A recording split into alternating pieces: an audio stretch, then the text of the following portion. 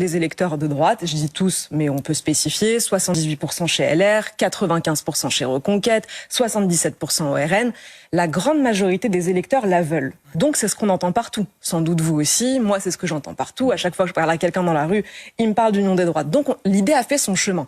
Je suis très fière de dire que chez Reconquête, c'est ce qu'on a défendu tout au long de la campagne de 2022, et même bien longtemps avant pour Éric Zemmour, qui disait déjà que les LR avaient grand tort d'ostraciser à l'époque même Jean-Marie Le Pen. Donc ça remonte à loin, cette défense de l'union des droites. Aujourd'hui, qu'est-ce qui bloque? Pour avoir une union, que ce soit l'union de la gauche ou l'union de la droite, en réalité, c'est la personne la mieux placée qui peut l'imposer. C'est le groupe le plus fort qui peut dire « je tends la main à ceux qui sont les plus petits » pour leur dire de faire union. C'est ce qu'a fait Jean-Luc Mélenchon. Jean-Luc Mélenchon était le premier de la gauche. Il a accepté de sauver, je mets des guillemets, de sauver des gens qui auraient fait 0 député. Il a accepté qu'il soit à l'Assemblée parce qu'il s'est dit c'est historique, je peux faire l'union. On peut faire l'union de la gauche. Vous vous souvenez comme moi du lendemain de 2022 où ils étaient d'un coup, enfin ils s'étaient insultés pendant toute la campagne. Du jour au lendemain, ils se mettent tous dans une pièce, ils réfléchissent à un programme et ils se disent on va gagner. Et ils ont beaucoup plus de sièges que ce qu'ils n'auraient eu s'ils avaient été chacun tout seul. Il a sauvé ses petits concurrents qui l'avaient tapé toute la campagne. Vous voyez le parallèle.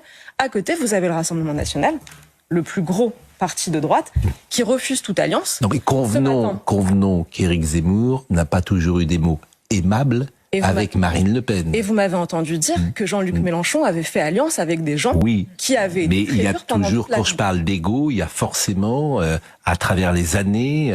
vous avez raison, c'est beaucoup d'ego. Mais parce que c'est la vie aussi, quand on s'est fait parfois maltraiter. Je ne ferai pas alliance. Mais si par exemple, on a eu un mot négatif sur moi. Mais beaucoup il n'y a pas qu'un mot négatif. En revanche, c'est ranger son ego que de dire le soir du premier tour, à 10 minutes après une énorme déception et après tout ce qui s'est passé pendant la campagne, j'appelle à voter pour Marine Le Pen. C'est ce qu'avait fait Éric Zemmour. Vous avez parfaitement raison. Mais si elle vous appelait par exemple Madame Le Pen, sans rien négocier.